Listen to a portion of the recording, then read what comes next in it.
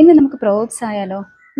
ഇംഗ്ലീഷിലെ പ്രോവേബ്സും അതിനനുസരിച്ച് മലയാളത്തിൽ വരുന്ന പഴഞ്ചൊല്ലുകൾ. ഓക്കെ.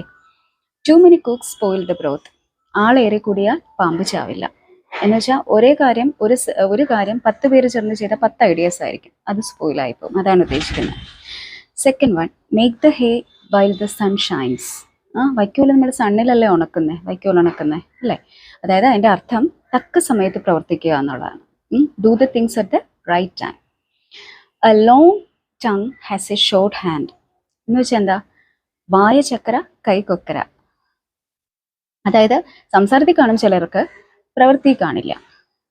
അല്ലേ? പ്രവർത്തിക്കുന്നവൻ അധികം സംസാരിക്കില്ല, അതാണ്. പിന്നെ അടുത്തത്, self help is the best help.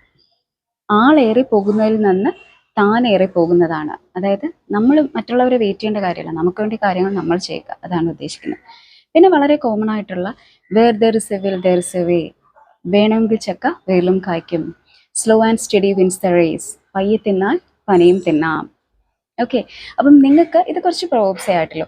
നിങ്ങൾക്ക് അറിയാവുന്ന കുറച്ച് പ്രോവേബ്സ് നിങ്ങൾ കമൻറ്റ് സെക്ഷനിൽ കമൻറ്റ് ചെയ്യുക, അത് മറ്റുള്ളവർക്ക് യൂസ്ഫുൾ ആകും. ഓക്കെ.